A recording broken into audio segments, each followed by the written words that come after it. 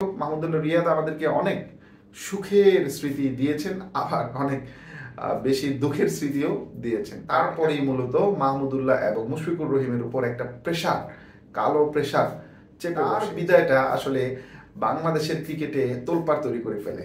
বিদায় নিলেন অস্ট্রেলিয়ার স্মিথ, বা তার প্রভাব পড়লো বাংলাদেশ ক্রিকেটে। আসসালামু আলাইকুম। বাংলাদেশ ক্রিকেট থেকে অবসরের সিদ্ধান্ত নিয়েছেন মাহমুদুল্লাহ রিয়াদ। ফেসবুক পোস্টের মাধ্যমে তিনি তার এই সিদ্ধান্ত দেশবাসীকে জানিয়ে দেন। এরই সাথে মাহমুদুল্লাহ রিয়াদের যেই বাংলাদেশ ক্রিকেটের সাথে জার্নি, তার পুরোপুরি অবসান ঘটল।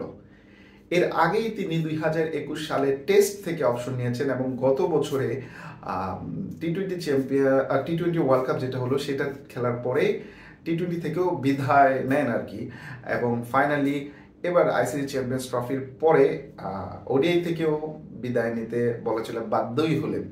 এই ক্ষেত্রে ধন্যবাদ জানাতে হয় স্টিভ স্মিথকে, অস্ট্রেলিয়ার, কারণ তার বিদায়টা আসলে বাংলাদেশের ক্রিকেটে তোলপাড় তৈরি করে ফেলে। বিদায় নিলেন অস্ট্রেলিয়ার স্মিথ, বা তার প্রভাব পড়লো বাংলাদেশ ক্রিকেটে। বিষয়টা আসলে ইন্টারেস্টিং মনে হতে পারে, বাট ঘটনা এইটাই ছিল।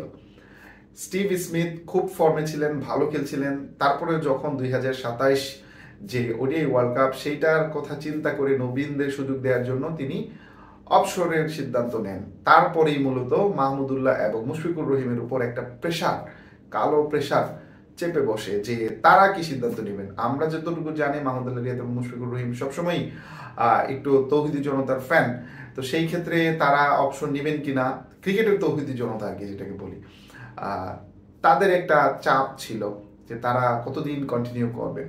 অবশেষে মুশফিকুর রহিম শুরুতে বিদায় নিলেন ওডিআই থেকে, এবং তার প্রায় এক সপ্তাহ পরে মাহমুদুল্লাহ রিয়াদ সে বিদায়ের সিদ্ধান্তটা জানিয়ে দিলেন। যদিও আমরা মুশফিকুর রহিমকে এখনো টেস্টে দেখতে পাবো, এছাড়া পঞ্চ পাণ্ডবের যারা ছিলেন তাদের মুশফিকুর রহিমকে ছাড়া আর কাউকে বাংলাদেশের জার্সিতে আমরা দেখতে পাবো না। এর মধ্যে চারজন মোটামুটি ফর্মালি বিদায় বলা চলে নিয়েছেন। একজন ফোর্সফুলি লগ আউট যেটাকে বলে, সেটা তাকে দেওয়া হয়েছে, সেটা হচ্ছে সাকিব আল হাসান। তিনি বিদায় নেননি কোনো ফর্মেট থেকে, বাট তিনি বাংলাদেশের জার্সিতে আদৌ খেলতে পারবেন কিনা সেটা নিয়ে একটি প্রশ্ন আছেন। সে কারণে অনেকেই বলছেন তাকে ফোর্সফুলি লগ আউট দেওয়া হয়েছে। যাই হোক, সেটা অন্য বিষয়। মাহমুদুল্লাহ রিয়াদের যে পারফরমেন্স, সেটা বাংলাদেশের পার্সপেক্টিভে অসাধারণ, কিন্তু ইন্টারন্যাশনাল পার্সপেক্টিভে এটা খুব যে আহামরি তা না। বা যেহেতু দেশটার নাম বাংলাদেশ, আমাদের কোনো অর্জন নাই, সেই অর্জনের ক্ষেত্রে মাহমুদুল্লাহ বা এই পঞ্চ পাণ্ডবই আমাদের একটি বিরাট অর্জন, যেটাকে অনেক ট্রফির সাথে তুলনা করেছিলেন তামিম ইকবাল খান।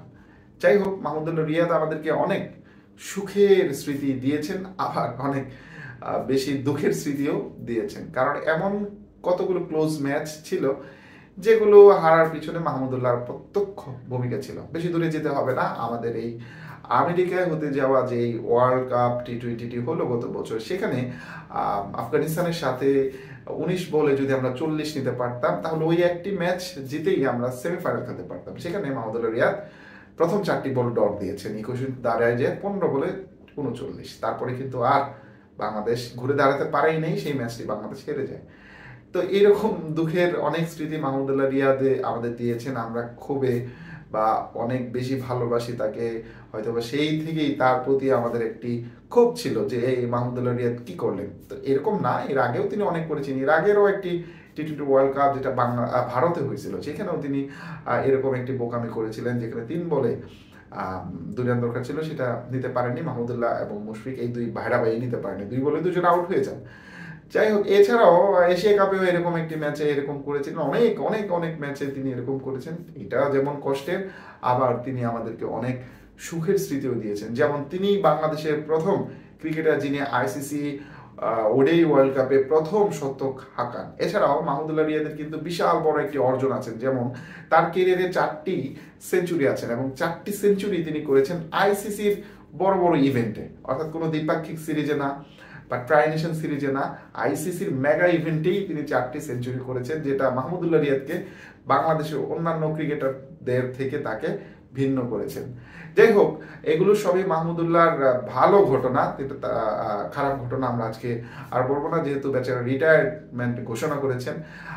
এখন আমার এই বিষয়টি নিয়ে আসলে খুব দুঃখ লাগছে একটা জিনিস ভেবে, যেটা হচ্ছে মাহমুদুল্লাহ রিয়াদের ওয়াইফের কথা, অর্থাৎ আমাদের ভাবির কথা চিন্তা করে। কারণ এই বেচারি মাহমুদুল্লাহ রিয়াদ যদি কোনো একটি ম্যাচ ভালো খেলেন বা মাহমুদুল্লাহ রিয়াদকে নিয়ে যদি কোনো সাংবাদিক একটি নিউজ করেন, তখন প্রতিবাদী কণ্ঠস্বর হিসেবে মাহমুদুল্লাহ রিয়াদের বউ ফেসবুকে পোস্ট দিতেন, সেগুলো আমরা দেখতাম। এই জিনিসটা আমরা মিস করব।